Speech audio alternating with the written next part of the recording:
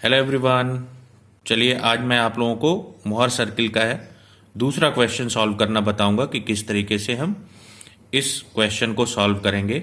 देखिए एक क्वेश्चन दिया हुआ है आपके सामने, जिसमें कल जो मैंने क्वेश्चन बताया था उसमें मैंने शियर स्ट्रेस को कंसीडर नहीं किया था, लेकिन आज यहाँ पे जो क्वेश्चन दिया हुआ है उसमें हमने शियर स्ट्रेस को कंसीडर किया हुआ है। देखिए सिग्मा एक्स की वैल्यू है 120 newton per m m square, sigma y की वैल्यू है 60 newton per m m square और टाउ की जो वैल्यू है वो 40 Newton per m m square है। देखिए इस क्वेश्चन में आप लोगों को एंगल नहीं दिया हुआ है, तो कल जो क्वेश्चन मैंने कराया था उसमें एंगल दिया हुआ था, इसलिए मैंने नहीं कैलकुलेट किया था, लेकिन यहाँ आज एंगल नहीं दिया है तो इसलिए सबसे पहले हम एंगल को कैलकुलेट करेंगे। आप लोग देख सकते हैं फॉर्मूला लिखा है tan 2 theta is equal to 2 tau sigma x minus sigma y. तो टाउ की वैल्यू है 40, सिग्मा एक्स की वैल्यू 120 और सिग्मा वाई की वैल्यू है 60। तो थीटा की वैल्यू मैंने इस तरीके से कैलकुलेट कर ली और थीटा की वैल्यू आ गई 35। ओके, अब हमको इस क्वेश्चन में प्रिंसिपल स्ट्रेस बताना है, नॉर्मल स्ट्रेस बताना है, टेंजेंशियल स्ट्रेस बताना है, रिजल्टेंट स्ट्रेस बताना है और एंगल ऑफ ऑब्लिक्विटी को बताना है। ठीक है, तो सबसे पहले हम क्या करते हैं कि स्केल मानते हैं। देखिए स्केल आपको दिख रहा है, स्केल जो मैंने कंसीडर किया हुआ है, देखिए स्केल जो मैंने कंसीडर किया है वो कंसीडर किया है 10 न्यूटन पर एम स्क्वायर बराबर 1 सेंटीमीटर। तो सिग्मा एक्स की वैल्यू दी गई थी 120 न्यूटन पर एम स्क्वायर, तो वो हो गई 12 सेंटीमीटर। सिग्मा वाई की वैल्यू थी 60 न्यूटन पर एम स्क्वायर, तो वो हो गई 6 सेंटीमीटर और टाउ की वैल्यू थी 40 न्यूटन पर एम स्क्वायर, तो वो हो गई 4 सेंटीमीटर। सबसे पहला काम हमारा यही रहेगा। हमको अब एंगल पता चल गया और हमने स्केल मान लिया। आइए अब हम ड्रॉ करते हैं। तो सबसे पहले देखिए ये आपको मैंने फिगर ड्रॉ किया है।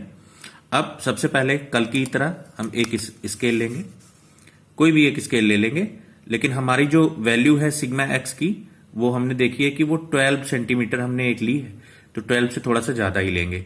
तो मैंने यहाँ पे O पॉइंट से एक स्केल लिया और लगभग 15 सेंटीमीटर की एक लाइन बना ली। फिर इधर एक कार्टेशियन कोऑर्डिनेट हमने बना दिया और जो कि पॉइंट O है। अब इस O पॉइंट से कल की तरह ही हमको सबसे पहले 12 सेंटीमीटर मार्क करना है। तो O पॉइंट से 12 सेंटीमीटर ये है, मार्क किया पॉइंट A।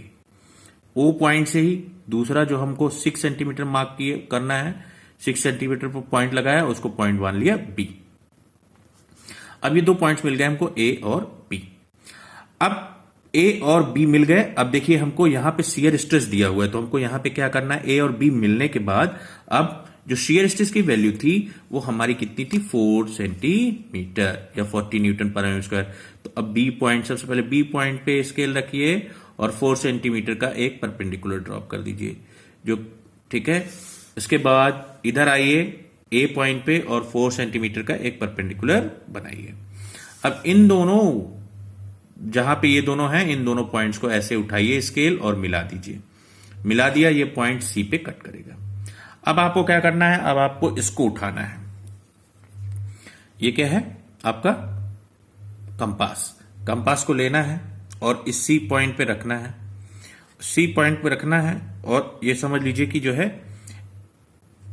यहां पे जहां से आपने इस पॉइंट, ये आपको पॉइंट मिला है, यहां पे इधर और इधर मिलाते हुए F जो हमने पॉइंट लिया है F और G, तो F पॉइंट से एक सर्किल बनाना है जो कि G पॉइंट पे कट करेगा। तो यहां पे हमने क्या किया, कंपास रखा, ये और ये डिस्टेंस लिया मैंने और इसके बाद एक सर्किल बना लिया, जो कि अब ये डिस्टेंस FC और CG दोनों बराबर हैं। तो हमने क्या किया, जो F पॉइंट से जब हम एक सर्किल बनाए, C पॉइंट से जब हम F का डिस्टेंस लेते हुए एक सर्किल बनाएंगे तो वो G पॉइंट को भी टच करता हुआ जाएगा। ठीक है, अब सर्किल बनाने के बाद देखिए अब क्या करेंगे हम लोग। अब कल जो हमने कंपास से एंगल जो मेजर किया था वो इस तरीके से हम रखते हैं। सपोज दैट ये जब कंपास है और कंपास का ये 0 पॉइंट है, 0, फिर इसके बाद यहां पे 10 डिग्री, 20 डिग्री, 30 डिग्री, 40 डिग्री इस तरीके से बना हुआ होता है। तो हम मेजर कर, यहां पे जितना वैल्यू दी रहती है वहां पे पॉइंट लगा लेते हैं सर्किल के ऊपर ही। लेकिन आज जो हम अपने कंपास को रखेंगे वो इस तरीके से रखेंगे, क्योंकि प्लेन है हमारा, ये इस तरीके से रखेंगे। जो ये लाइन है इस पे रखेंगे, इस लाइन पे रखा, ये समझ लीजिए इसका 0 पॉइंट है। अब हमको जो एंगल दिया हुआ है वो 2 थीटा है, 70 डिग्री। तो आपको पता ही है कि ये सर्किल को, ये वाली जो लाइन है वो बीच से कट कर रही है, तो मतलब ये यहां से लेके यहां तक 45 है, तो 70 इधर आएगा।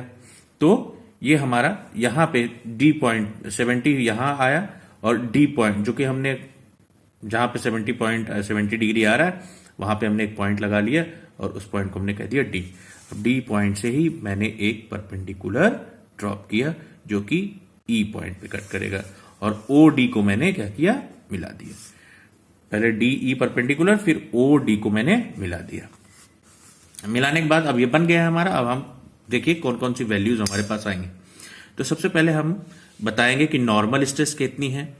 तो ओ ई जो आपको दिख रहा है ओ ई, वो ओ ई की वैल्यू आई हमारी 12.8। कल भी हमने ओ ई को ही नॉर्मल स्ट्रेस माना था, आज भी ओ ई जो है उसकी वैल्यू आई 12.8।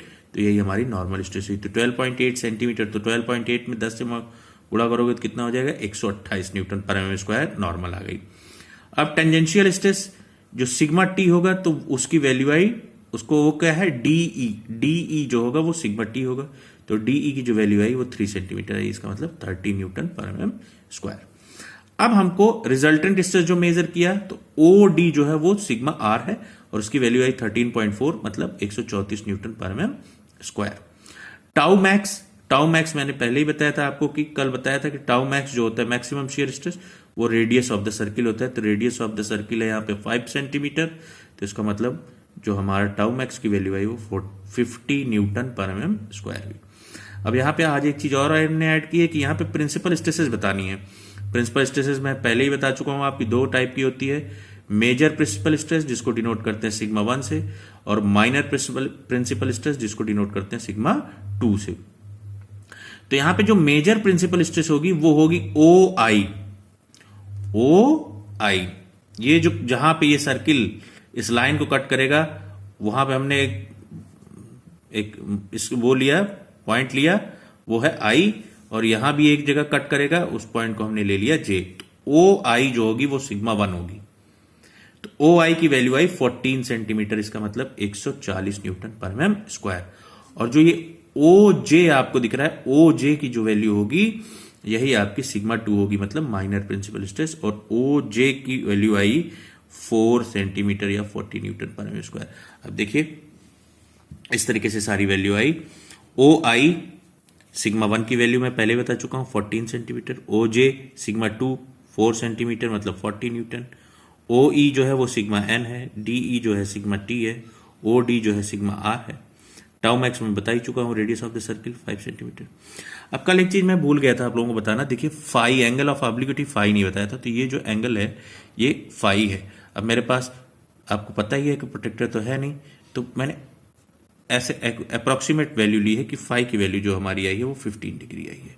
इस तरीके से हम एंगल ऑफ ऑब्लिक्विटी भी कैलकुलेट करते हैं। होप आप लोगों को ये समझ में आया होगा। अगर अब मैं आप लोगों को 1-2 क्वेश्चंस भी दूंगा, और अगर कोई दिक्कत है तो आप लोग कमेंट सेक्शन में जाइए और बताइए कि मुझे ये क्वेश्चन सॉल्व समझ में नहीं आ रहा है, तो मैं आपको उसको दोबारा से डिक्टेट करूंगा या क्वेश्चंस को बताऊंगा। और तब तक के लिए गुड बाय।